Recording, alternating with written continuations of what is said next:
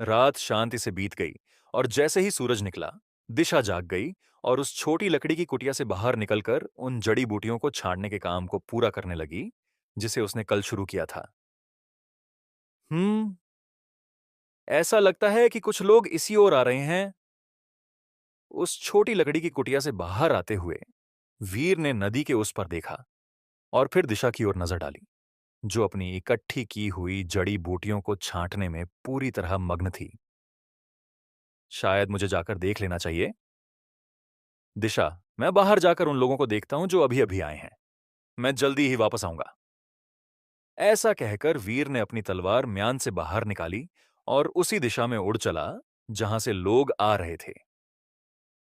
दिशा ने बस धीरे से सिर हिलाया, अपने गुरु के जाने को पूरी तरह से अनदेखा करते हुए। उसके द्वारा इकट्ठी की गई जड़ी बूटियां उसके लिए बहुत अधिक महत्वपूर्ण थीं। हा, हद। मुझे लगता है कि आखिरकार मैं उनसे पीछा छुड़ाने में कामयाब रहा। उस नदी से कुछ ही दूर, जहां वीर और दिशा वर्तमान में थे, एक युवक जंगल के बीच से भाग रहा था और लगातार पीछे मुड़कर देख रहा था। वह यह सुनिश्चित कर रहा था कि कोई उसका पीछा न कर रहा हो। वह पिछले 2 हफ्तों से भाग रहा था और आखिरकार अपने और अपने पीछा करने वालों के बीच कुछ दूरी बनाने में सफल रहा था। चाहे कुछ भी हो जाए, मुझे उस घाटी तक पहुंचना ही होगा। जब तक मैं वहां से आध्यात्मिक जड़ी बूटी प्राप्त करने में सफल रहता हूं, तब तक मुझे सफलता प्राप्त करने और स्वस्थ होने में सक्षम होना चाहिए। अपनी आंखें सिकोड़ते हुए उस युवक की नीली आंखों ने अचानक अपने सामने कुछ मीटर की झाड़ियों का जायजा लिया और वह अचानक रुक गया तथा अपनी पीठ पर बंधा हुआ भाला आगे ले आया। वह भाला एक घातक रोशनी के साथ चमक उठा, जैसे ही सूरज की किरणें ऊपर के पत्तों से झांकने लगी, जिससे वह भाला पहले से भी अधिक डरावना लगने लगा। सरसराहट। उस युवक के सामने की झाड़ियों से सरसराहट की आवाज आई और कई काले कपड़े पहने व्यक्ति अपने हथियार निकाले हुए बाहर निकल आए। देवांश, अब तुम और नहीं भाग सकते। डेविल इमोर्टल जेड हमें सौंप दो और हम यह सुनिश्चित करेंगे कि तुम बिना किसी कष्ट के मरो। थोड़े गहरे कपड़ों वाले और अपने कंधे पर एक छोटे लाल सितारे वाले एक लंबे आदमी ने आगे आकर देवांश नाम के उस युवक से कहा, हम्म क्या तुम्हें लगता है कि मुझे नहीं पता कि वह जेड किस लिए है? और क्या तुम्हें सच में लगता है कि मैं इसे बिना लड़े ही सौंप दूंगा? और कुछ न कहते हुए देवांश अपनी बाईं ओर से आए काले कपड़े पहने एक व्यक्ति की ओर झपटा और उसके सीने में वार कर दिया। उसे एक पल में मार डाला। देवांश! सर, काले कपड़े पहने आदमी के गुस्से को सुनने के लिए रुकना न चाहते हुए देवांश ने मौके का फायदा उठाया और घेराबंदी से बाहर निकलकर उस घाटी की ओर तेजी से भागा जहां आध्यात्मिक जड़ी बूटी थी। उसे पकड़ो! काले कपड़े पहने पुरुषों के नेता की आवाज सुनकर देवांश पास की एक नदी के ऊपर से कूदा और जितनी तेजी से हो सके उस घाटी की ओर भागा। सनसनाहट। अपनी गर्दन के पास से गुजरते हुए की एक मोटी परत में लिपटे एक तीर को महसूस करते हुए देवांश की रीढ़ में हल्की सिहरन दौड़ गई और वह मुश्किल से एक तरफ झुककर बचने में सफल रहा। ऐसा लग रहा था कि काले कपड़े पहने लोग उसे फिर से बात करने का मौका नहीं देंगे और उसे मौके पर ही मार देंगे, भले ही उन्हें उसे जिंदा लाने के लिए कहा गया हो। ऐसा लग रहा था कि अब उन्हें इसकी परवाह नहीं थी। खैर, उसे भागने देने से बेहतर है कि उसका शव ही वापस ले जाया जाए। बस पहुंच ही गया। जंगल के बीच से दौड़ते हुए देवांश मन ही मन खुश था कि जिस घाटी में आध्यात्मिक जड़ी बूटी थी, वह एक आध्यात्मिक घाटी में स्थित थी। आकाश और पृथ्वी के बीच सामान्य से अधिक घनी ने उसका पीछा करने वालों के लिए उसकी स्थिति का पता लगाना कठिन बना दिया था। वास्तव में यह एक छिपा हुआ वरदान। वह रहा, आध्यात्मिक जड़ी बूटी वाली घाटी, ठीक वैसे ही जैसे मुझे याद थी। देवांश अंततः आध्यात्मिक घाटी के भीतर एक गहरी खाई के सामने रुक गया। आमतौर पर आध्यात्मिक घाटी के इतने भीतर का स्थान हर तरह की जड़ी बूटियों से भरा होता है, लेकिन आश्चर्यजनक रूप से वहां एक भी जड़ी बूटी नजर नहीं आ रही थी।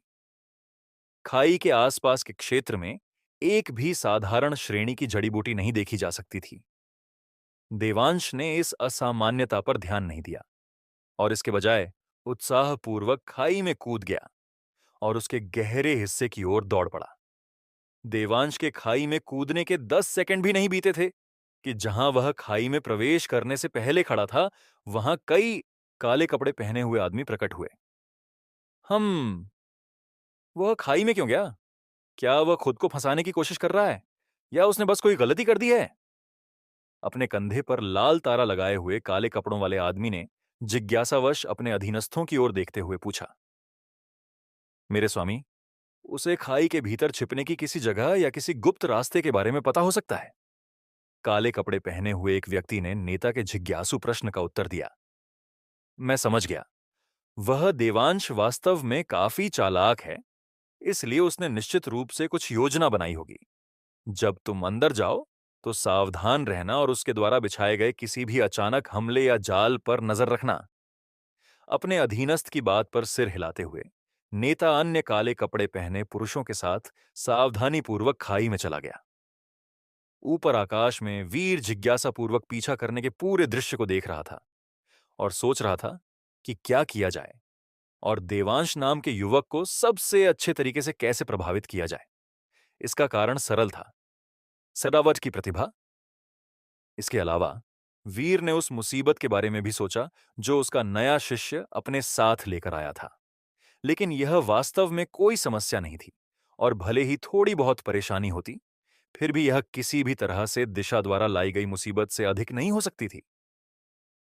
पीछा करने वाले लोगों से उसने जो सुना था, उसके अनुसार देवांश ने उनसे कुछ ऐसा चुराया था जो स्पष्ट रूप से किसी महान राक्षस को बुलाने में मदद करता।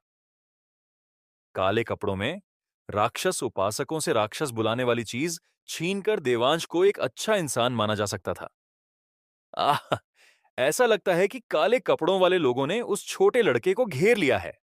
नीचे देखते हुए और काले कपड़ों वाले लोगों को देवांश को घेरे हुए देखकर वीर शरारत भरी मुस्कान के साथ मुस्कुराया और उसने कदम उठाने और अपने भविष्य के शिष्य को बचाने का फैसला किया। आध्यात्मिक जड़ी बूटी यहीं कहीं होनी चाहिए।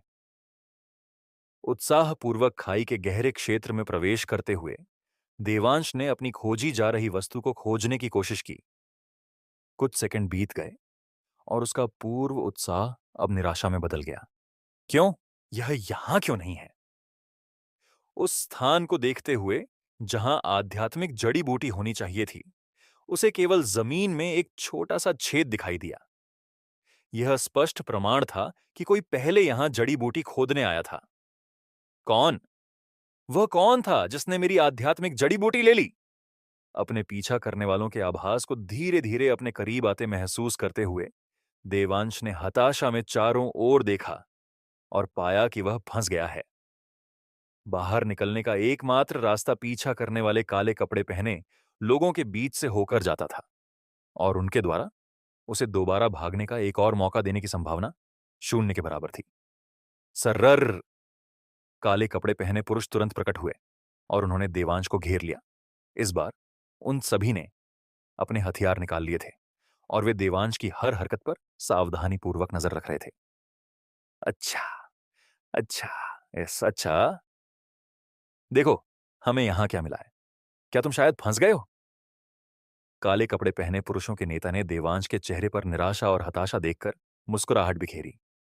ऐसा लग रहा था जैसे उसके पास भागने का कोई गुप्त रास्ता या जाल नहीं था। शायद इतने लंबे समय तक पीछा किए जाने के तनाव के कारण वह गलती से इस घाटी में घुस गया था। यह सोचकर नेता ने राहत की सांस ली। कम से कम अब उसे देवांश का और अधिक पीछा नहीं करना पड़ेगा। उसे पकड़ो! यह कहते हुए काले कपड़ों वाले आदमियों के साथ नेता, जिन्होंने देवांश को घेर रखा था, हरकत में आ गए और उन सभी ने एक साथ उस पर हमला कर दिया। देवांश मुश्किल से ही प्रतिक्रिया दे पाया और उसने नेता द्वारा बेहोश किए जाने से पहले अपने भाले से काले कपड़ों वालों के शुरुआती कुछ हमलों को रोका। इस बीच वीर नीचे हो रही लड़ाई से कुछ ही मीटर ऊपर तैर रहा था और अपने होने वाले शिष्य को प्रभावित करने के लिए एक शानदार प्रवेश का तरीका ढूंढ रहा था। चूंकि उसने मारने का कोई इरादा महसूस नहीं किया था, इसलिए उसने प्रतीक्षा करने और यह देखने का फैसला किया था कि उसका भविष्य का शिष्य दबाव में कैसा प्रदर्शन करेगा। दुर्भाग्य से ऐसा लग रहा था कि काले कपड़ों वाले आदमियों ने उस छोटे लड़के को बेहोश करने का फैसला किया था, क्योंकि नेता ने जल्दी से अब बेहोश हो चुके देवांश को अपने कंधों पर डाल लिया और अपने होठों पर एक घमंडी मुस्कान के साथ घाटी से बाहर निकलना शुरू कर दिया। हाँ हाँ, यह उम्मीद से कहीं ज्यादा आसान था। हमें उस छोटे लड़के को मारना भी नहीं पड़ा। लगता है कि वह पहले की उस भाग दौड़ से बहुत थक गया था। हे हे! विजयी भाव से मुस्कुराते हुए नेता और उसके आदमी आपस में बात करने लगे। वे उनके ठीक कुछ मीटर ऊपर अपनी तलवार पर तैर रहे वीर के धीरे धीरे गुस्से से काले पड़ते चेहरे को नहीं देख रहे थे। अहम काले कपड़ों वाले आदमियों का ध्यान आकर्षित करने के लिए अपने हाथ पर खांसते हुए वीर ने नीचे देखा और पाया कि उसे पूरी तरह से नजरअंदाज कर दिया गया था, क्योंकि वे लोग खुशी खुशी उन पुरस्कारों के बारे में बात कर रहे थे जो उन्हें देवांश को वापस ले जाने पर मिलेंगे। उन्हें घाटी से बाहर निकलते देख वीर ने दोबारा खांस कर उनका ध्यान खींचने की कोशिश नहीं की और उसके पास एक छोटा पत्थर तैरने लगा। सो अपनी पूरी शक्ति से पास के एक काले कपड़े पहने आदमी पर पत्थर फेंकते हुए पत्थर उसके सिर के आर पार निकल गया, जिससे उसकी तुरंत मृत्यु हो गई। हे हुकुम सिंह, तुम स्प्रिटस्टोन्स के अपने हिस्से से क्या खरीदने वाले हो? मौज मस्ती के लिए संप्रदाय की मधुशाला जाने वाले हो? हे। पिछली बार जब तुम वहां गए थे तो तुम्हें आंतरिक एल्डर की बेटी को परेशान करने के लिए बाहर निकाल दिया गया था। क्या तुम्हें लगता है कि अब जब तुम्हारे पास कुछ स्पिरिट स्टोन्स हैं तो वे तुम्हें अंदर आने देंगे? यह न जानते हुए कि उसका दोस्त अभी मर चुका है, काले कपड़े पहने आदमियों में से एक ने मजाक में अब मृत हुकुम सिंह से कहा और उसके कंधे को थपथपाया। दब हूं हुकुम सिंह। अचानक अपने दोस्त के शरीर को सिर में एक छोटे छेद के साथ जमीन पर गिरते देख काले कपड़े पहने आदमी ने कांपते हुए अपने अब मृत दोस्त को पुकारा। सब लोग सावधान, यहां कोई और भी है। जैसे ही शरीर के जमीन पर गिरने की आवाज आई, नेता पीछे मुड़ा और उन सभी ने अपने हथियार निकाल लिए और सावधानी से अपने चारों ओर का निरीक्षण करने लगे। बाहर आओ और हमारा सामना करो डरपोक। जब हम तुम्हें ढूंढ लेंगे तो छिपना तुम्हारे काम नहीं आएगा। नेता ने देवांश के बेहोश शरीर को नीचे रख दिया और वीरतापूर्वक आवाज लगाई। अहम पहले से भी अधिक जोर से खांसते हुए वीर ने चिढ़कर काले कपड़ों वाले आदमियों की ओर देखा। जब उन्होंने आखिरकार चौंक कर और दहशत भरे चेहरों के साथ ऊपर उसकी ओर देखा। कम से कम वीर ऐसा मानना चाहता था, लेकिन दुर्भाग्य से काले कपड़ों वाले सभी आदमी नकाबपोश थे। कौन हो तुम? यह महसूस करते हुए कि प्रतिद्वंद्वी चुपचाप उनके ऊपर अपनी तलवार पर आलस से बैठा तैर रहा था और स्पष्ट रूप से चिढ़ा हुआ था, नेता को पता चल गया कि प्रतिद्वंद्वी ऐसा कोई नहीं था जिससे वे निपट सकें। सर्रार नीचे की ओर तैरते हुए वीर उस समूह के सामने उतरा और जैसे ही उनके पैर जमीन से छुए, वह तलवार जिस पर वे पहले बैठे थे उड़कर उनकी बगल में बंधी म्यान में चली गई। काले कपड़े पहने पुरुषों का समूह अत्यधिक पसीने से तरबतर था, क्योंकि उन सभी को अपनी रीढ़ में एक सिहरन महसूस हो रही थी। सन्नाटा उन्हें मार रहा था, क्योंकि वे अपने हथियारों को कसकर पकड़े हुए थे और आज्ञाकारी रूप से वीर के बोलने का इंतजार कर रहे थे। पहले आक्रामक और रक्त पिपासु रहे काले कपड़े वाले पुरुषों को इतना आज्ञाकारी बनते देख अपनी भौहें चढ़ाते हुए वीर ने सोचा कि उनके साथ क्या किया जाए। उन्हें मार दिया जाए या जाने दिया जाए। उन्हें मारने का मतलब होगा कोई परेशानी नहीं और वह आसानी से यह सुनिश्चित कर सकते थे कि किसी को पता भी न चले कि वे यहां मरे थे। दूसरी ओर उन्हें जीवित रखने से परेशानी होगी, क्योंकि उनके पीछे जो भी शक्ति थी वह स्पष्ट रूप से वह असुर अमर जेड चाहती थी, जो उनके भविष्य के शिष्य ने उनसे लिया था और वे इसे पाने के लिए दूसरों को भेजेंगे। संभवतः उनके सामने मौजूद फाउंडेशन एस्टैब्लिशमेंट के साधकों से भी अधिक शक्तिशाली कोई व्यक्ति। उन्हें जीवित छोड़ने में एकमात्र सकारात्मक बात यह होती कि उनका भविष्य का शिष्य भविष्य में उनसे अपना बदला ले सकता था जब वह पर्याप्त रूप से शक्तिशाली हो जाता। सरसराहट! इससे पहले कि काले कपड़े वाले पुरुष कुछ प्रतिक्रिया दे पाते, वीर की तलवार की मंशा उन्हें केंद्र मानकर चारों ओर फैल गई, जिससे देवांश को पूरी तरह से सुरक्षित रखते हुए सभी काले कपड़े वाले पुरुष तुरंत मारे गए। उन्हें जीवित छोड़ दूं और अपने भविष्य के शिष्य को बदला लेने दूं, इसमें कितना समय लगेगा और उससे पहले वे कितनी मुसीबतें खड़ी कर पाएंगे। इस पर विचार करने के बाद वीर ने धीरे से अपना सिर हिलाया। उन्हें जीवित छोड़ना भविष्य में बहुत अधिक परेशानी लाएगा।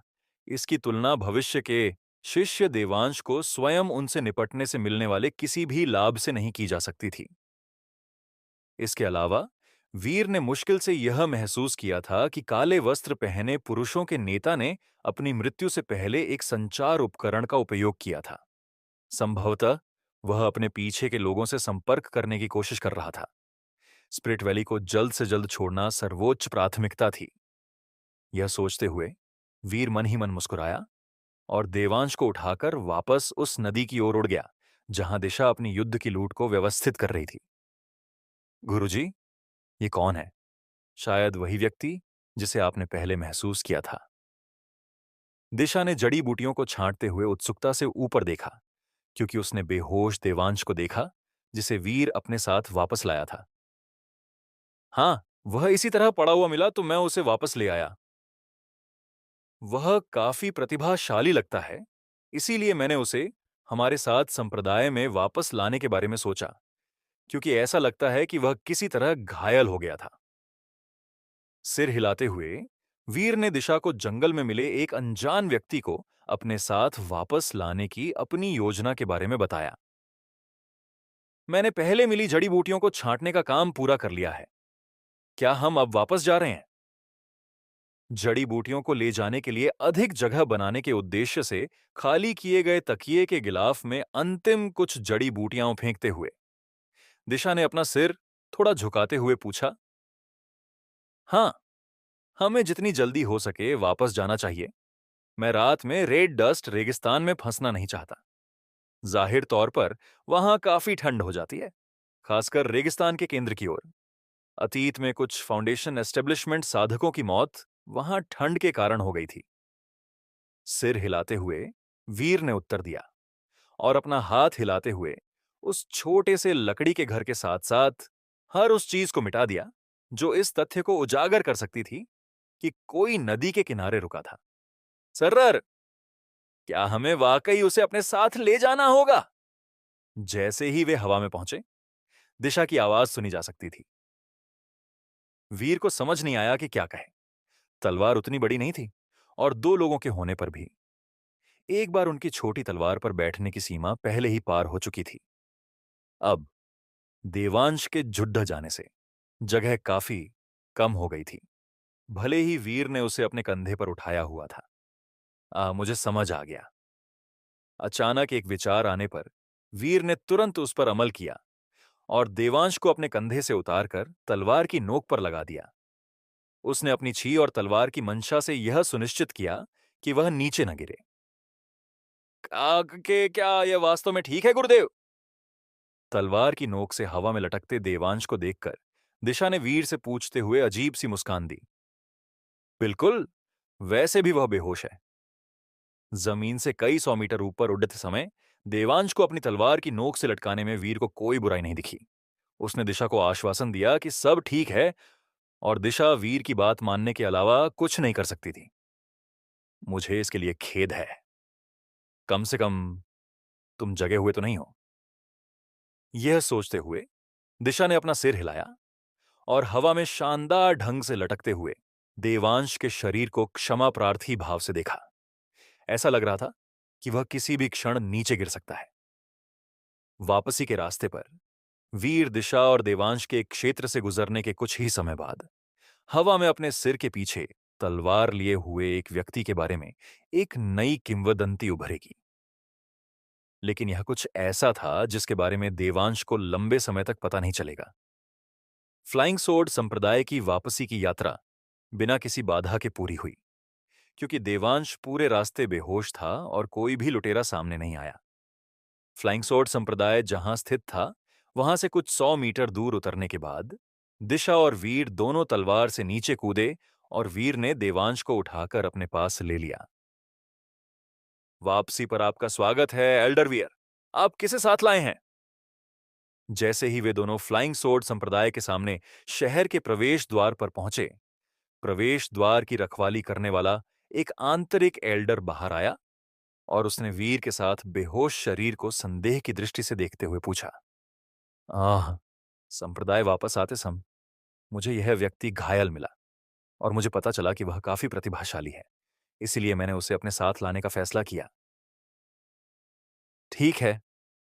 उसकी ओर थोड़ा अजीब सा देखते हुए आंतरिक एल्डर ने उन्हें और अधिक नहीं रोका और वह तुरंत अपने पद पर वापस लौट गया। वह कौन होता था यह सवाल करने वाला कि यदि कोई मुख्य एल्डर किसी अनजान व्यक्ति को अपने साथ लाया है? गुरुदेव, क्या इस व्यक्ति को अपने साथ लाना वास्तव में ठीक है? दिशा ने आंतरिक एल्डर की ओर देखते हुए पूछा। जब उसके गुरुदेव ने कहा कि उन्होंने एक घायल व्यक्ति को उठाया है जिसे वे पहले कभी नहीं मिले थे और उसे वापस ले आए, तो एल्डर ने जो अजीब नजर डाली थी, दिशा को लगा कि इसमें कुछ गड़बड़ है। चिंता करने की कोई आवश्यकता नहीं है। वह व्यक्ति शायद इस बात को लेकर चिंतित है कि यह छोटा लड्डे का कोई जासूस या ऐसा ही कुछ हो सकता है। दिशा के संदेह की परवाह किए बिना वीर थोड़ा मुस्कुराया और जवाब देते हुए संप्रदाय की ओर चलने लगा। दिशा ने जवाब में कुछ नहीं कहा और सोचा कि उसके गुरुदेव ने जो कहा वह एक अच्छा कारण लग रहा था, लेकिन मन ही मन उसे अभी भी लग रहा था कि इस स्थिति में कुछ गलत है। शायद उसने इस बारे में बहुत अधिक सोच लिया था। आखिरकार फाउंडेशन एस्टैब्लिशमेंट क्षेत्र में मुश्किल से पहुंचा कोई व्यक्ति हेवनली स्काई किंगडम के शीर्ष 4 संप्रदायों में से एक को कितनी परेशानी पहुंचा सकता था। आह, गुरुदेव, रुकिए। यह देखकर कि वीर पहले ही आगे बरस चुका है, दिशा ने अपने विचारों को पीछे छोड़ दिया और वीर के पास पहुंचने के लिए दौड़ पड़ी। इसी बीच फ्लाइंग सोर्ड संप्रदाय के अस्तबल में एक निश्चित शैडो हॉक ने अभी अभी अपना विश्राम शुरू ही किया था। रिटायरमेंट जीवन। कौं कौं, यहां आओ इंसानों, मुझे और मांस चाहिए। ओ लॉर्ड शैडो, मैं अभी ताजा ग्रिल किया हुआ आध्यात्मिक भेड़ का मांस लेकर आता हूं। दानवी पशुओं की देखभाल करने वाला एक शिष्य शैडो हॉक के पास आया और मांस तैयार करने के क्षेत्र की ओर तेजी से भागने से पहले उसने यह कहा, कौं, जल्दी करो इंसान। युवा शिष्य की ओझल होती आकृति को देखते हुए शैडो हॉक इधर उधर लुढ़का और अपनी पीठ के बल लेट गया और शिष्य के मांस लेकर लौटने का इंतजार करने लगा। रिटायरमेंट ही असली जीवन था। वह पूरे दिन वैसे ही आलस कर सकता था जैसा उसने अन्य पुराने दानवी पशुओं को करते देखा था। आखिरकार वह अच्छे जीवन का आनंद ले सकता था। अब कोई भी चीज उसे अपना एक पंख तक हिलाने के लिए मजबूर नहीं कर पाएगी। फ्लाइंग स्वॉर्ड संप्रदाय लौटते समय वीर तुरंत संप्रदाय प्रमुख से यह बात करने नहीं गए कि कैसे बीस्ट ट्यूमर्स अपने आध्यात्मिक पत्थरों को बर्बाद कर रहे थे। इसके बजाय वह दिशा के साथ अपनी पर्वत चोटी के ऊपर स्थित अपने पवेलियन में लौट आए। गुरुदेव, हम इस व्यक्ति का क्या करें? क्या मुझे चिकित्सा विभाग से किसी को यहां बुलाना चाहिए? जैसे ही वे पवेलियन में दाखिल हुए, दिशा ने अभी भी बेहोश देवांश को देखते हुए पूछा, जिसे उसके गुरु ने पास के एक सोफे पर पटक दिया था। कोई जरूरत नहीं है, वह जल्द ही होश में आ जाना चाहिए। अभी के लिए मुझे संप्रदाय प्रमुख से किसी गंभीर विषय पर बात करने जाना होगा। कृपया मेरे वापस आने तक इसका ख्याल रखना। मैं जल्द ही वापस आऊंगा। अनन्या को मेरी ओर से नमस्ते कहना। इसके साथ ही वीर दिशा के कुछ भी बोलने से पहले ही चले गए और वह केवल उस दिशा में ताकती रह गई जहां उनके गुरु ओझल हुए थे। जब इसे होश आएगा तो मैं इसे क्या बताऊंगी कि गुरुदेव ने उसे बेहोशी की हालत में अगवा कर लिया था। इस बारे में सोचते हुए दिशा ने सिर हिलाते हुए देवांश की ओर नीचे देखा और उस छोटे से कमरे से बाहर निकलकर अनन्या को खोजने चली गई। शायद उसे पता होगा कि जब गुरुदेव द्वारा अगवा किया गया व्यक्ति होश में आएगा तो क्या करना है। अरे, अनन्या से मिलने के रास्ते में दिशा को उन जड़ी बूटियों की याद आई जिन्हें वह अपने साथ संप्रदाय वापस लाई थी और वह जल्दी से उन्हें छोटे कमरे से ले आई। अनन्या निश्चित रूप से उनमें से कुछ का उपयोग भोजन में कर पाएगी। उसे कुछ मॉर्टल ग्रेड की जड़ी बूटियां देने में कोई बुराई नहीं थी, और बेहतर भोजन हमेशा अच्छा होता है।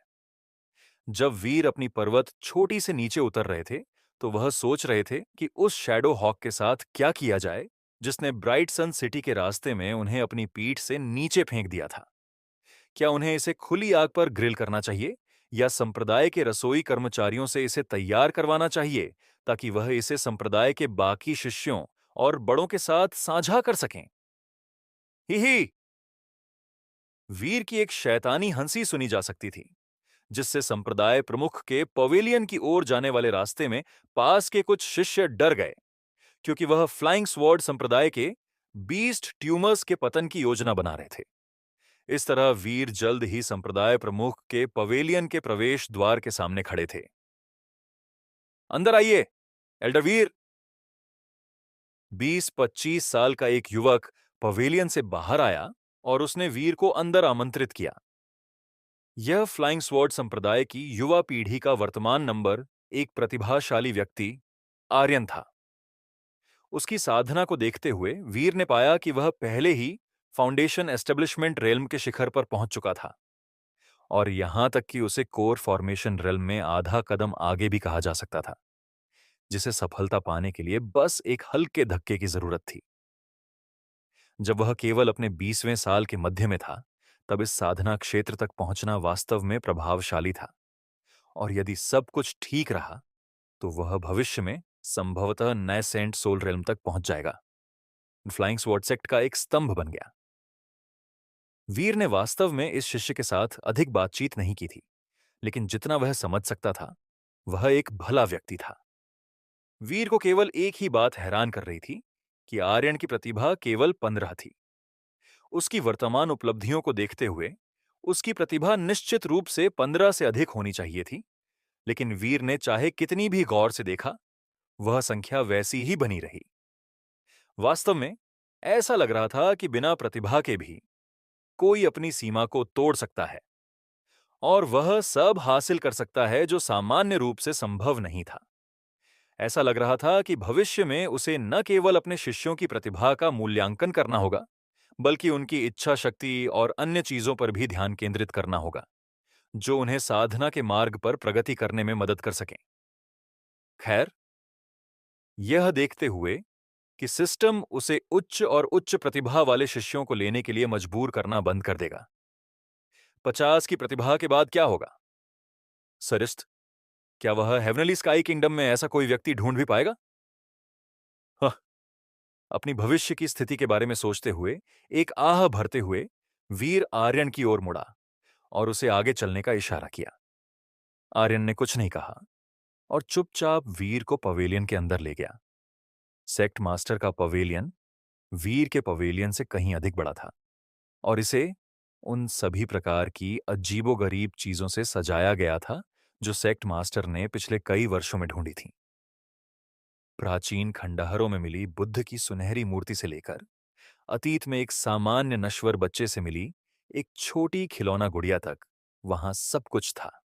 सेक्ट मास्टर को हेवनली स्काई किंगडम की अपनी कई यात्राओं से मिले खजानों या चीजों की वास्तव में बहुत अधिक परवाह नहीं थी, और वे अक्सर उन्हें पवेलियन में कहीं लटका देते थे या सजा देते थे, और कुछ ही मिनटों बाद उनके बारे में भूल जाते थे। वीर को अब भी याद था कि जब वह पहली बार सेक्ट मास्टर के पवेलियन में आया था, तब उसे लगा था कि वह किसी संग्रहालय में आ गया है जहां हर जगह असाधारण वस्तुएं प्रदर्शित की गई थीं। उस समय उसने पवेलियन के एक कुख्यात कमरे का भी दौरा किया था। वह कमरा सेक्ट मास्टर की यात्राओं की उन सभी चीजों से भरा था जिन्हें प्रदर्शित नहीं किया गया था, और वहां एक शक्तिशाली स्पिरिट आर्टिफैक्ट से लेकर कोई भी साधारण दस्ताना तक मिल सकता था। वीर ने कुछ अफवाहें भी सुनी थीं कि सेक्ट मास्टर लोगों को अंदर जाने और भंडारण कक्ष से कुछ चुनने में अपनी किस्मत आजमाने की अनुमति देते थे। कुछ को शक्तिशाली कलाकृतियां मिलीं, जबकि अन्य एक बुझी हुई मोमबत्ती लेकर बाहर आए। अंत में वीर ने सुना कि शिष्यों ने एक विजेता चुनने के लिए किसी तरह की प्रतियोगिता शुरू कर दी थी, ताकि उन्हें सेक्ट मास्टर के जुआ खजाना कक्ष में प्रवेश करने और अपनी किस्मत आजमाने की अनुमति मिल सके। अंदर आ जाओ।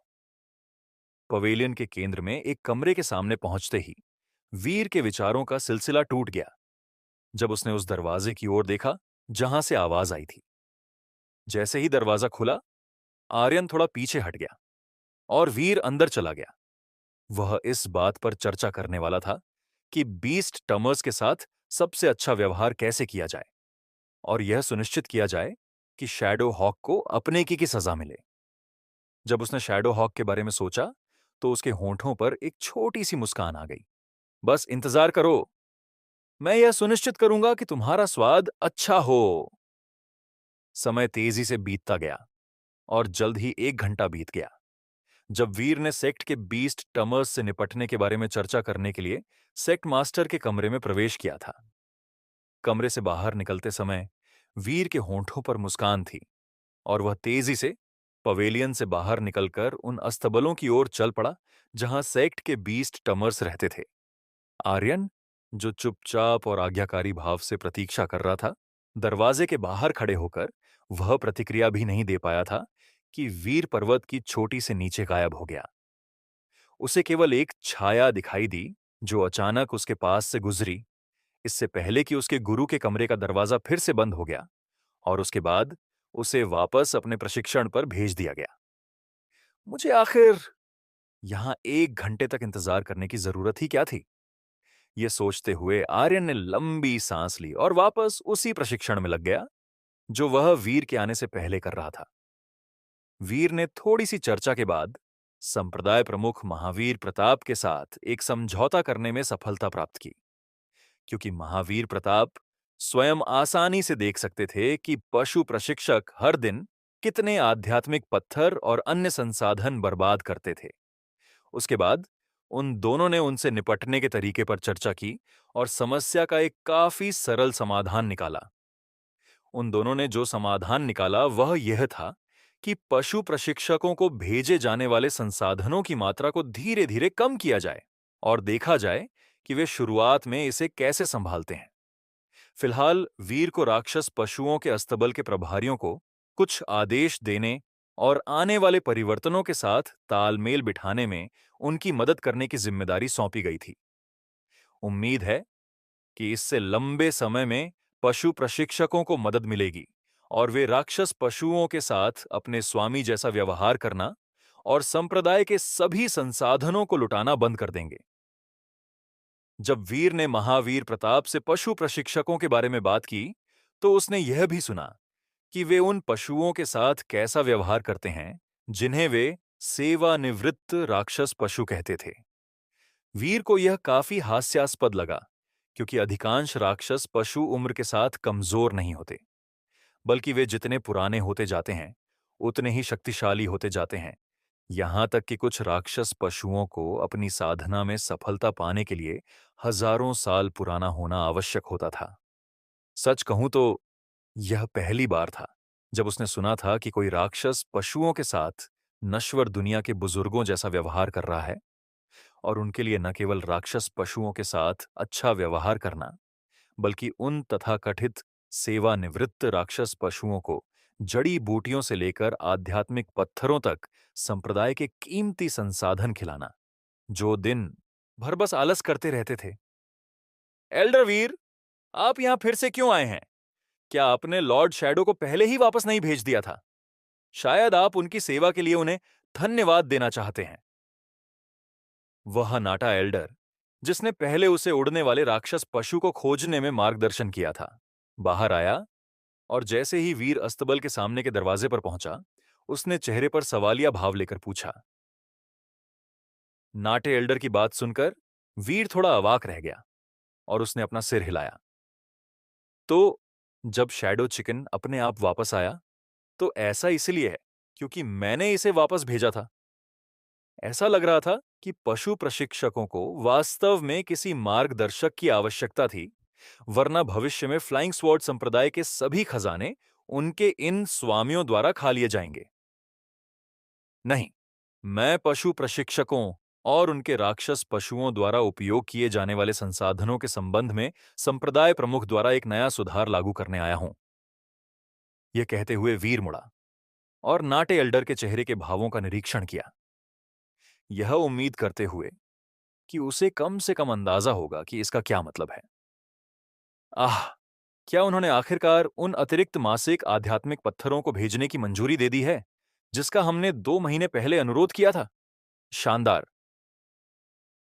नाटे एल्डर के चेहरे पर उत्साह और उत्सुकता को देखकर वीर ने मन ही मन आह भरी, क्योंकि उसे वास्तव में पता नहीं था कि फ्लाइंग स्वॉर्ड संप्रदाय के अस्तबल के प्रभारी इस नाटे एल्डर से कैसे बात की जाए। शायद उन्हें कार्यभार संभालने के लिए किसी नए व्यक्ति को नियुक्त करना चाहिए। यह रहा, यह संप्रदाय प्रमुख द्वारा किया गया सुधार है, बस इसे पढ़ लो। नाटे एल्डर को और अधिक उत्साहित न करते हुए वीर ने एक छोटा स्क्रॉल निकाला और उसे सौंप दी नाटे एल्डर की ओर। यह कैसे संभव है? सुधारों को पढ़ते हुए, तो दोस्तों, अगर आपको हमारी कहानी पसंद आ रही है तो हमारे चैनल को सब्सक्राइब कर दीजिए और इस वीडियो को एक लाइक जरूर करें। इससे हमें मोटिवेशन मिलता है और पता चलता है कि आपको हमारी स्टोरीज पसंद आ रही हैं, ताकि हम जल्दी से नेक्स्ट एपिसोड अपलोड कर सकें। नाटे एल्डर के चेहरे के भाव धीरे धीरे खुशी से बदलकर गहरी पीढ़ा में बदल गए और वह अविश्वास में चिल्ला उठा। वीर को सचमुच लगा कि उसने नाटे एल्डर को गलत स्क्रॉल दे दिया है और पशु प्रशिक्षकों के लिए संप्रदाय प्रमुख के नए सुधारों के बजाय यह एक ऐसा स्क्रॉल था जिसमें बताया गया था कि नाटे एल्डर का पूरा परिवार किसी तरह भयानक रूप से मारा गया है। हम मैं तुरंत कुछ संसाधनों को वापस लेने के लिए अंदर जाऊंगा। यह कहते हुए वीर उस निस्तेज नाटे एल्डर के पास से गुजरा और अस्तबल में प्रवेश कर गया।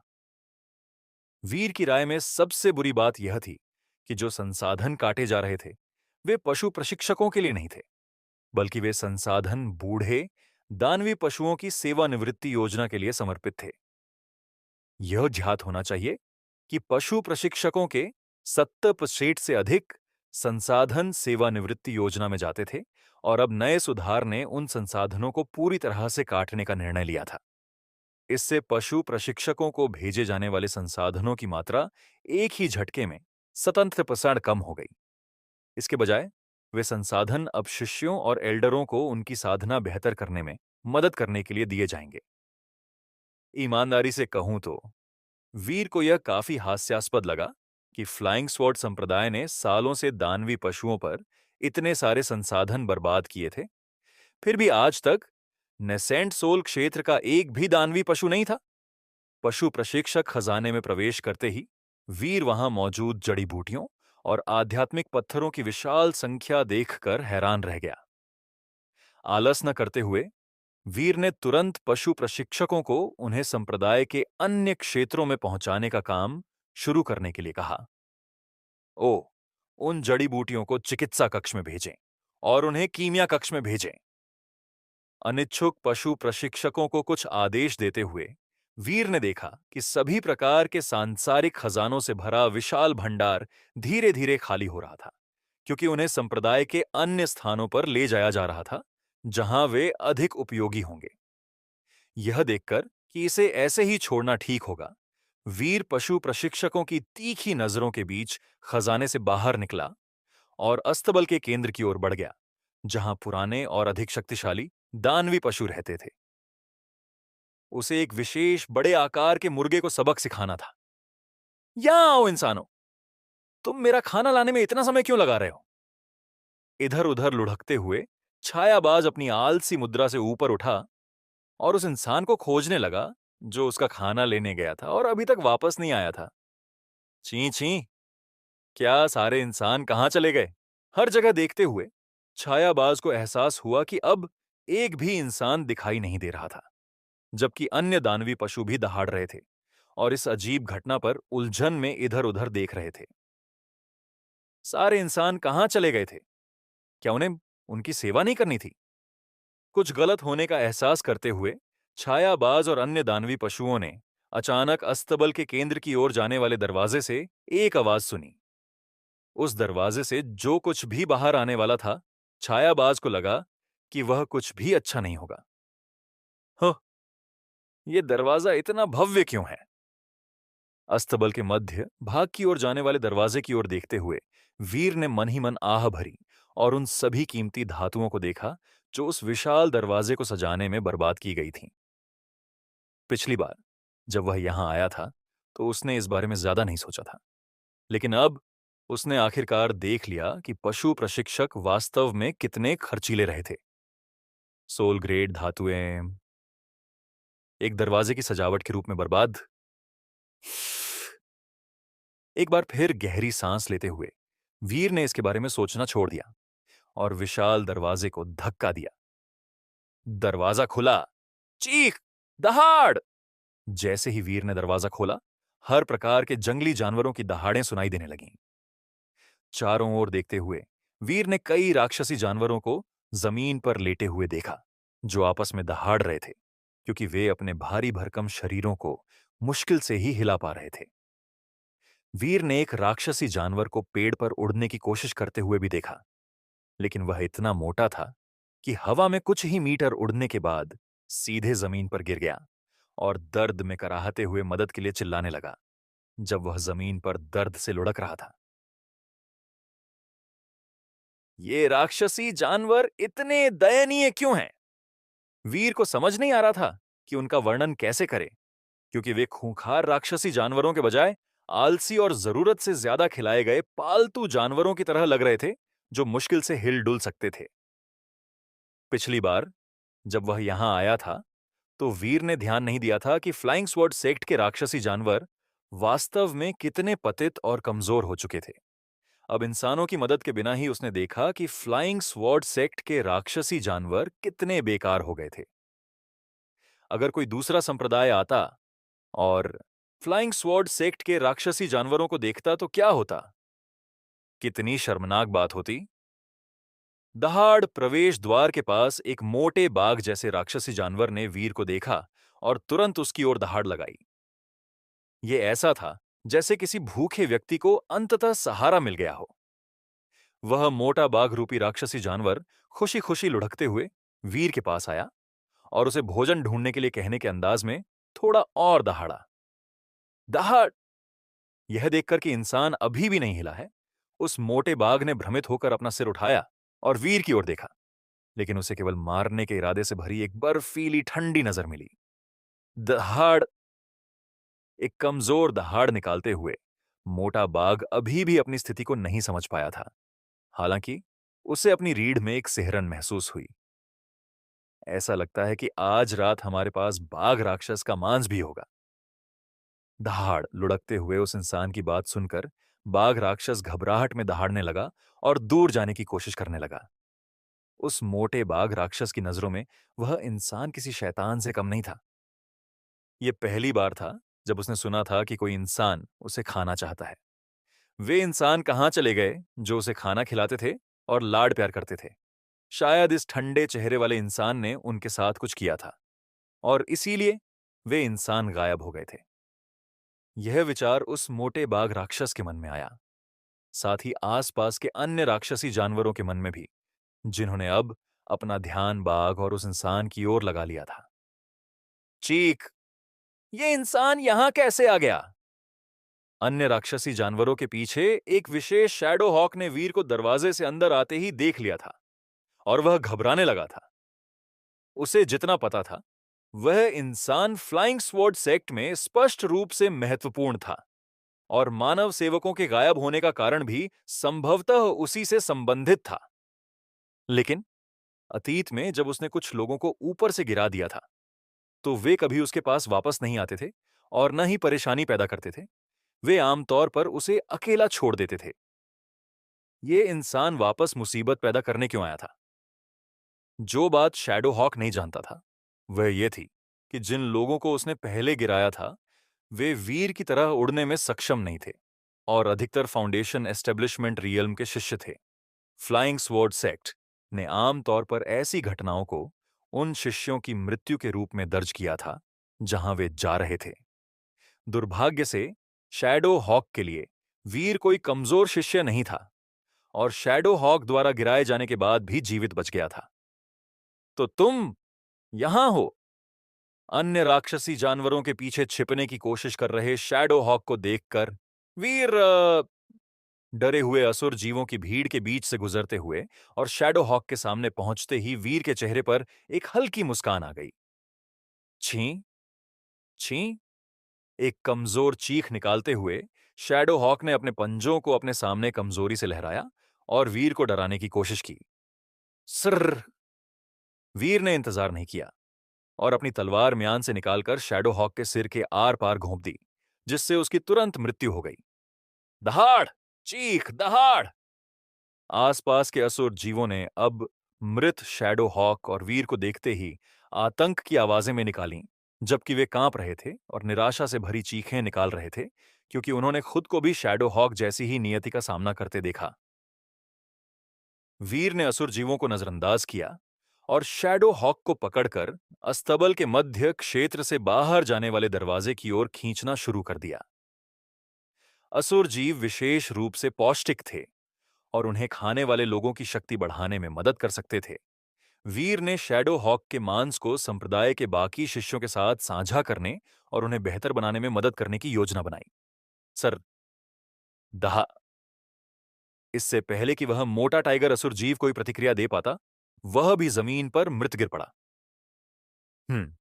एक अकेला शैडो हॉक निश्चित रूप से सभी शिष्यों को खिलाने के लिए पर्याप्त नहीं होगा, लेकिन यह मोटा टाइगर असुर जीव इसकी भरपाई करने के लिए पर्याप्त से भी अधिक होना चाहिए। मन ही मन मुस्कुराते हुए वीर ने टाइगर असुर जीव को पकड़ लिया और उसके शरीर को शैडो हॉक के साथ अस्तबल से बाहर खींच लिया। अपने पीछे मानसिक रूप से डरे हुए असुर जीवों के एक समूह को छोड़ते हुए, जो डर के मारे वीर की ओझल होती आकृति को देख रहे थे।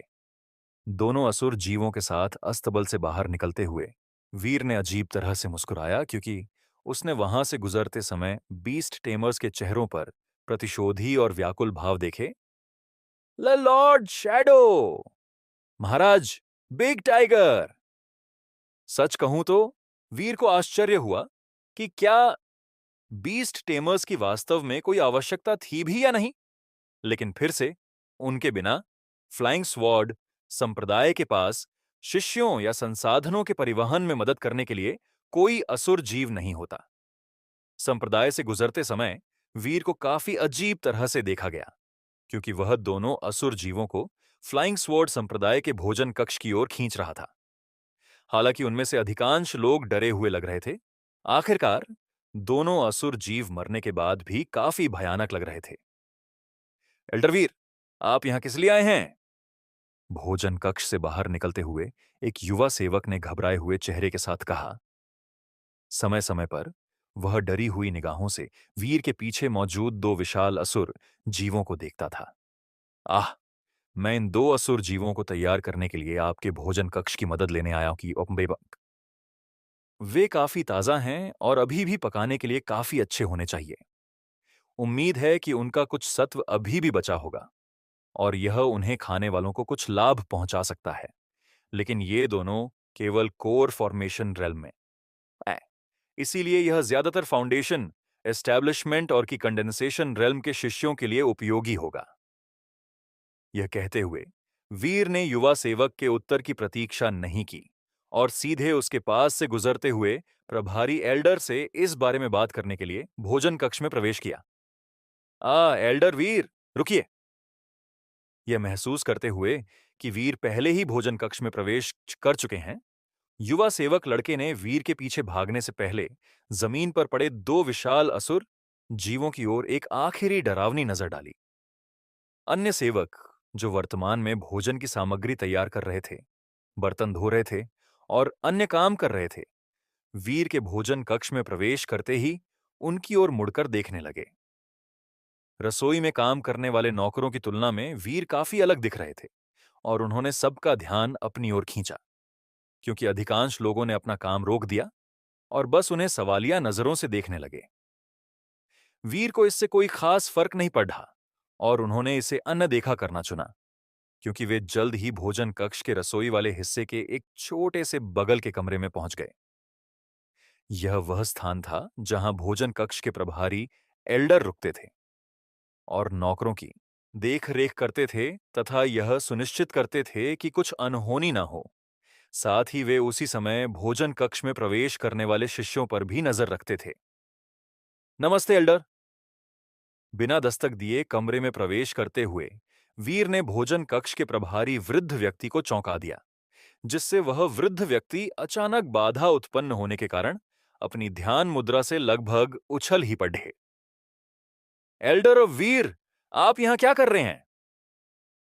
तुरंत खड्डे से होते हुए एल्डर ने अपने चेहरे पर आश्चर्य के भाव के साथ पूछा, क्योंकि वे किसी भी ऐसे कारण के बारे में सोचने की कोशिश कर रहे थे कि एक मुख्य एल्डर उन्हें भोजन कक्ष में ढूंढने क्यों आएगा। मेरे पास बाहर कुछ असुर जीव हैं जिन्हें मैं चाहता हूं कि भोजन कक्ष मेरे लिए तैयार करे। मुझे लगता है कि यह बहुत अच्छा होगा यदि आप आज के रात के खाने में उनका उपयोग कर सकें।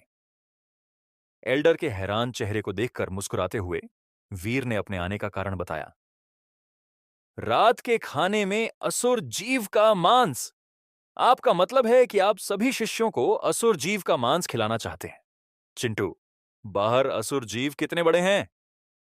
अपनी सुनी हुई बात पर संदेह करते हुए एल्डर मुड़े और उस युवा नौकर लड़के की ओर देखा, जो अभी अभी उस छोटे से कमरे तक पहुंच पाया था। बाबा, हर के असुर जीव कम से कम कुछ मीटर लंबे हैं। मुंह, मुझे नहीं पता, मैं उन्हें ठीक से देख नहीं पाया।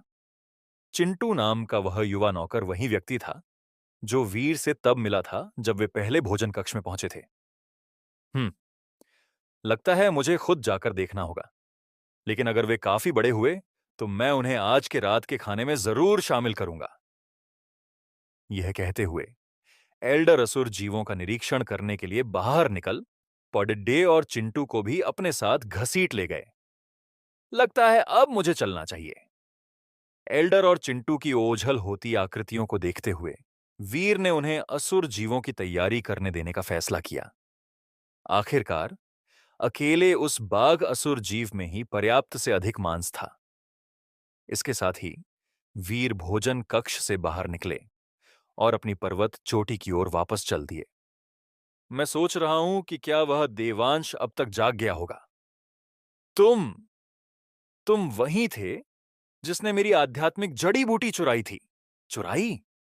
मैंने तो बस उसे उठाया है। यह सिर्फ इसीलिए तुम्हारी आध्यात्मिक जड़ी बूटी नहीं हो जाती क्योंकि तुम ऐसा कह रहे हो। हूं, यह क्या है? मंडप में प्रवेश करते हुए वीर ने देखा कि देवांश और दिशा दोनों अपने हथियार निकाले एक दूसरे के सामने खड़े थे। ऐसा लग रहा था जैसे वे किसी भी क्षण एक दूसरे पर हमला करने वाले हों। थोड़ी दूरी पर अनन्या बस अपने चेहरे पर झुंझलाहट के भाव के साथ उन दोनों को चुपचाप देख रही थी। क्या हो रहा है?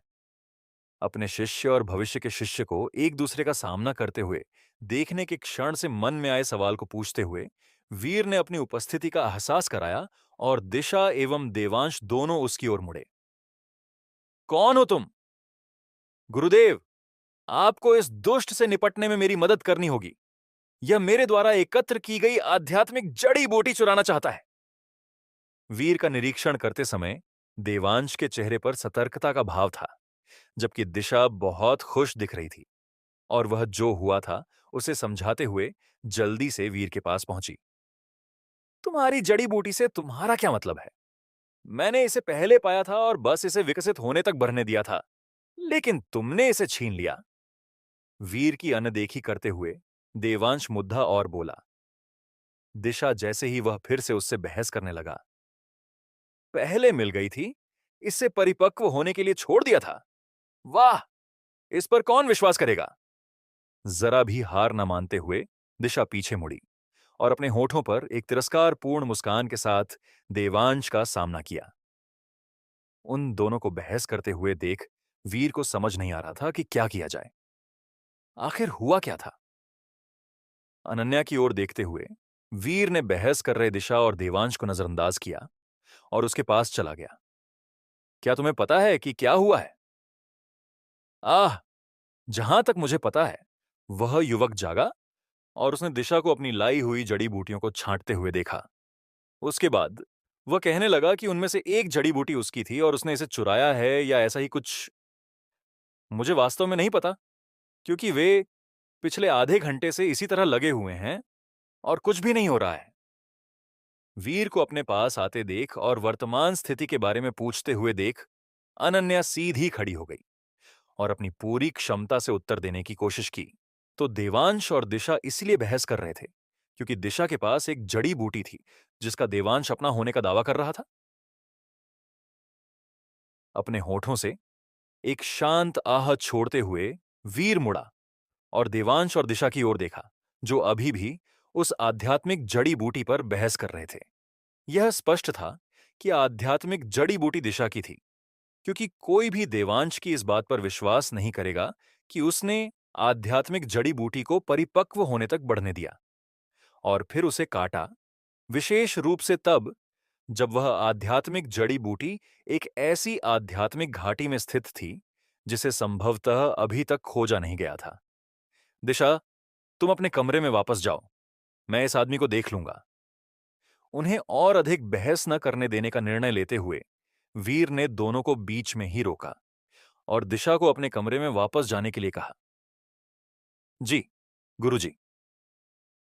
हल्का सा मुस्कुराते हुए दिशा ने कमरे में रखी जड़ी बूटियों के साथ साथ उस आध्यात्मिक जड़ी बूटी को भी जल्दी से उठा लिया और अपने चेहरे पर विजय का भाव लिए कमरे से बाहर निकल गई।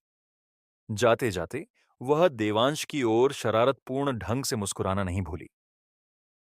तुम, इस तथ्य पर बहस करने का मौका भी न मिलते हुए कि दिशा आध्यात्मिक जड़ी बूटी लेकर भाग गई थी, देवांश को समझ नहीं आया कि क्या करे, क्योंकि वह केवल अपने अगले क्षेत्र में पहुंचने की संभावनाओं को हाथ से निकलता हुआ देख सकता था। देवांश को उस पल समझ नहीं आ रहा था कि क्या करे। हाल ही में वह एक ऐसी अजीब जगह पर जागा था जिसे वह नहीं जानता था और उसकी आखिरी याद यह थी कि काले कपड़ों वाले लोगों ने उसका पीछा करते हुए उसे बेहोश कर दिया था। लेकिन उसकी स्थिति काले कपड़ों वाले आदमियों द्वारा पकड़े जाने जैसी नहीं लग रही थी। आखिर वह बिना किसी पाबंदी के एक सोफे पर लेटा हुआ था। तभी उसने उसे देखा, वह आध्यात्मिक जड़ी बूटी जिसने उसे अगले क्षेत्र में पहुंचने और काले कपड़ों वाले आदमियों के हमले से बचने में मदद की होती। अपनी पूरी शक्ति जुटाते हुए देवांश ने जड़ी बूटी को पकड़ने और उसे खाने की कोशिश की थी, लेकिन उसे एक अशिष्ट लड़की ने पीछे धकेलते हुए और यह पूछते हुए अचानक रोक दिया कि वह उसकी जड़ी बूटियां क्यों लेने की कोशिश कर रहा था। देवांश नहीं जानता था कि क्यों, लेकिन उस लड़की का अचानक उसे यह कहना कि वह आध्यात्मिक जड़ी बूटी जिसे उसने अपनी बड़ी पलायन योजना के लिए सालों तक गुप्त रूप से संभाला और उगाया था, उसे बहुत क्रोधित कर गया। यहां तक कि जब वीर ने प्रवेश किया तब भी उसने उसे नोटिस नहीं किया और बस उस अशिष्ट लड़की के साथ बहस करता रहा जब तक कि उसने अचानक अपने गुरु के बारे में कुछ नहीं कहा और इससे पहले कि वह समय रहते प्रतिक्रिया कर पाता, वह चली गई। अ- अम क्या हम बात कर सकते हैं?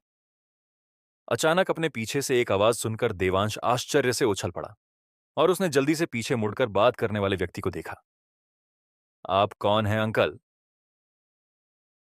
देवांश को पता नहीं क्यों, लेकिन उसे अचानक अपने भीतर एक सिहरन महसूस हुई। उसकी रीढ़ की हड्डी में सिहरन दौड़ गई और उसका चेहरा धीरे धीरे पीला पड़ गया। वीर के शरीर से उस समय निकलने वाली आभा उसके लिए दम घोंटने वाली थी, क्योंकि देवांश को ऐसा महसूस हुआ जैसे वह मुश्किल से सांस ले पा रहा हो। वह अंकल निश्चित रूप से कोई शक्तिशाली व्यक्ति है। यहां तक कि भागने से पहले भी देवांश ने केवल संगठन के नेताओं से ही ऐसी शक्तिशाली आभा महसूस की थी। सबसे बुरी बात तो यह थी कि इस अजनबी अंकल की आभा उनमें से कुछ की तुलना में थोड़ी अधिक शक्तिशाली लग रही थी। अपने मन में देवांश ने नोट किया कि उसे अचानक प्रकट हुए इस डरावने अंकल को बिल्कुल भी नाराज नहीं करना चाहिए। अंकल? अचानक लोग उसे ऐसा क्यों बुलाने लगे? वह तो सिर्फ 21 साल का था। शायद वह अपनी वास्तविक उम्र से ज्यादा बड़ा दिखता था। इस विचार पर अपना सिर थोड़ा हिलाते हुए वीर ने इसे अनदेखा करने का फैसला किया और इसके बजाय अपना ध्यान वापस देवांश पर केंद्रित किया, जिसके चेहरे पर अब कुछ खोया खोया सा भाव था और वह उसे शून्य में घूर रहा था। क्या तुम ठीक हो? ये सोचते हुए कि क्या कुछ हुआ है, वीर ने चिंता के साथ पूछा। उम्मीद है कि उसके 50 से अधिक योग्यता वाले भविष्य के शिष्य को कुछ नहीं हुआ होगा। मैं ठीक हूं श्रीमान। मैं आपकी क्या मदद कर सकता हूं? एक विनम्र और दब्बू भाव दिखाते हुए देवांश एक दृढ़ इच्छा शक्ति और तीक्ष्ण बुद्धि वाले व्यक्ति से पहले दर्जे के चापलूस में बदल गया। आखिर हुआ क्या था? तुम्हारा नाम क्या है? वीर ने थोड़ी अजीब सी मुस्कान दिखाते हुए पूछा। मेरा नाम देवांश है श्रीमान। क्या क्या मैं जान सकता हूं कि मैं यहां क्यों हूं?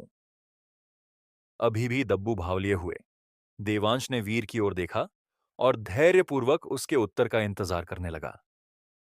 देवांश, मैं समझ गया। तुम्हारे यहां होने का कारण यह है कि मैं तुम्हें यहां लाया हूं। संप्रदाय वापस जाते समय मुझे तुम एक आध्यात्मिक घाटी में बेहोश मिले थे और तुम्हारी उम्र के हिसाब से तुम्हें काफी प्रतिभाशाली देखकर मैं तुम्हें अपने साथ ले आया। एक अच्छा बहाना बनाते हुए वीर ने काले कपड़े पहने लोगों को मारने के बारे में कुछ भी उल्लेख नहीं किया और बस देवांश को बताया कि उसने उसे बेहोश पाया था और उसकी प्रतिभा के कारण उसे अपने संप्रदाय में ले आया था। बेहोश? अच्छा। वापस अपने पहले जैसे तीक्ष्ण स्वभाव में लौटते हुए देवांश ने अपनी आंखें सिकोड़ी क्योंकि वह गहरे विचार में था। ईमानदारी से कहूं तो मैंने तुम्हें शिष्य के रूप में स्वीकार करने के बारे में भी सोचा है, यह देखते हुए कि तुम काफी अच्छे हो। और जैसा कि तुम देख सकते हो, इस समय यह पवेलियन काफी खाली है। तो दोस्तों, अगर आपको हमारी कहानी पसंद आ रही है तो हमारे चैनल को सब्सक्राइब कर दीजिए और इस वीडियो को एक लाइक जरूर करें। इससे हमें मोटिवेशन मिलता है और पता चलता है कि आपको हमारी स्टोरीज पसंद आ रही हैं, ताकि हम जल्दी से नेक्स्ट एपिसोड अपलोड कर सकें। उसे भर्ती करने के अपने इरादे के बारे में सीधे बताते हुए वीर ने देखा कि देवांश अचानक जड़ हो गया और उसने वीर की ओर देखा। श्रीमान, मैं चिंता करने की कोई जरूरत नहीं है। तुम पहले से ही किसी संप्रदाय के सदस्य तो नहीं हो? क्या तुम हो? ना नहीं श्रीमान। तब तो ठीक है। मैं तुम्हें इसके बारे में सोचने के लिए कुछ दिन दूंगा। अगर तुम्हारा कोई सवाल हो तो यहां अब अनन्या से मदद मांग लेना। उस छोटी सी बातचीत के साथ ही वीर उस छोटे से कमरे से बाहर निकल गया। उसने देवांश को भर्ती करने का अपना इरादा पहले ही बता दिया था और उसके मना करने की संभावना कम थी। कोई उसका पीछा कर रहा था और उसे अभी किसी भी चीज से ज्यादा एक मजबूत समर्थन की जरूरत थी। और वहां अनन्या के फ्लाइंग सोर्ड संप्रदाय के बारे में समझाने के लिए होने के कारण वीर को यकीन था कि वह मान जाएगा। आखिर हेवनली स्काई किंगडम में फ्लाइंग सोर्ड संप्रदाय के बारे में कौन नहीं जानता था। रेजिंग फ्लेम संप्रदाय के साथ सैकड़ों वर्षों तक चली झड़पों के अलावा फ्लाइंग सोर्ड संप्रदाय का वास्तव में कोई दुश्मन नहीं था और इसे हेवनली स्काई किंगडम में एक अपेक्षाकृत तटस्थ शक्ति माना जाता था। राज्य के भीतर केवल एक ही शत्रु होना और बाहर कोई शत्रु न होना। देवांश को अपने विकल्पों पर विचार करने और किसी भी संशय के बारे में अनन्या से बात करने के लिए पीछे छोड़कर वीर दिशा के कमरे की ओर चल पड़ा। कानों को देखने के बाद, पिछली बहस के बाद, वीर इस बात को लेकर काफी उत्सुक हो गया था कि वह किस तरह की आध्यात्मिक जड़ी बूटी थी जिसने देवांश को दिशा से लड़ने पर मजबूर कर दिया। हालांकि उसे पहले से पता था कि वह आध्यात्मिक श्रेणी की जड़ी बूटी थी, लेकिन उसे इसके प्रकार का कोई अंदाजा नहीं था। चाहे वह उच्च श्रेणी की हो या निम्न श्रेणी की आध्यात्मिक जड़ी बूटी, वीर को इस समय कुछ पता नहीं था। खटखट दिशा के कमरे की ओर बढ़ते हुए वीर ने दरवाजे पर धीरे से दस्तक दी और जवाब का इंतजार करने लगा। अंदर आ जाओ। सकारात्मक उत्तर सुनकर वीर ने दरवाजा खोला और दिशा के कमरे में प्रवेश किया। वह कमरा मंडप के अन्य शिष्यों के कमरों की तुलना में काफी बदल चुका था। सामान्य बिस्तर और कुछ बुनियादी फर्नीचर, जैसे कि एक छोटी मेज और अलमारी के विपरीत, दिशा का कमरा हर प्रकार की जड़ी बूटियों से लबालब भरा हुआ था। जड़ी बूटियों के कारण वह कमरा युद्ध कला का अभ्यास करने वाले शिष्य के बजाय किसी रसायन शास्त्री के निवास स्थान जैसा लग रहा था। इस समय वहां केवल साधना औषधियों की कमी थी। रसायन विद्या आध्यात्मिक जड़ी बूटियों, पौधों या कुछ विशेष वस्तुओं को औषधियों, काढ़े, अमृत और कई अन्य रहस्यमयी वस्तुओं में बदलने का अभ्यास था, जिनका सेवन साधक अपनी साधना बढ़ाने, सफलता की संभावनाओं को बढ़ाने, चोटों को ठीक करने जैसे विभिन्न प्रभावों के लिए कर सकते थे। इसका एक उदाहरण आधार स्थापना औषधि है, जो क्यूई संक्षेपण के 9वें चरण के साधकों के लिए फायदेमंद होती है और उन्हें आधार स्थापना क्षेत्र में प्रवेश करने में मदद करती है। आमतौर पर इस सफलता के लिए एक से अधिक आधार स्थापना औषधियों की आवश्यकता होती है और इसे काफी मांग वाली वस्तु माना जा सकता है। लेकिन आधार स्थापना औषधि के कई दोष भी होते हैं। उदाहरण के लिए, डेंटियन के भीतर बना आधार स्तंभ आमतौर पर उस व्यक्ति की तुलना में कमजोर और अधिक नाजुक होता है, जो स्वयं के प्रयास से आधार स्थापना क्षेत्र तक पहुंचता है। इसका परिणाम यह हुआ कि अधिकांश लोग आधार स्थापना क्षेत्र में जबरदस्ती प्रवेश करने के लिए कई औषधियों का उपयोग करने के बजाय केवल एक औषधि का सेवन करके इसे केवल सहायता के रूप में उपयोग करते थे। फिर भी यह बाहरी सहायता का एक रूप था और इसके कुछ दोष थे। यही कारण था कि वीर ने दिशा को बिना किसी आधार स्थापना औषधि की सहायता के स्वयं आधार स्थापना क्षेत्र तक पहुंचने दिया था। बय परिवार का वह विराज इसका एक ज्वलंत उदाहरण माना जा सकता है, क्योंकि उसने सफल होने के लिए आधार स्थापना औषधि का उपयोग किया था, जिसके कारण उसकी नींव और शक्ति दिशा जैसे किसी व्यक्ति की तुलना में कमजोर थी, जिसने स्वयं अपने दम पर आधार स्थापना क्षेत्र प्राप्त किया था। हालांकि यह दोष वास्तव में बड़ा था, फिर भी आधार स्थापना औषधि का व्यापक रूप से उपयोग किया जाता था, क्योंकि यह किसी की साधना की गति बढ़ा सकती थी, जिससे कोई भी व्यक्ति उच्च क्षेत्र तक तेजी से पहुंच सकता था। सच कहूं तो वीर को यह बात मूर्खतापूर्ण लगती थी।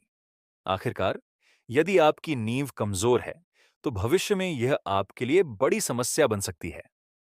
यह भी एक कारण हो सकता है कि नवजात आत्मा साधकों की तुलना में आंतरिक सार निर्माण के इतने अधिक साधक थे, क्योंकि नवजात आत्मा क्षेत्र वह पहला क्षेत्र था जहां आपकी नींव की परीक्षा होती थी और उसका महत्व दिखने लगता था। गुरुजी, दिशा ने देखा कि उसके गुरुजी सोच में डूबे हुए हैं और उसने उनसे धीमी आवाज में पूछा।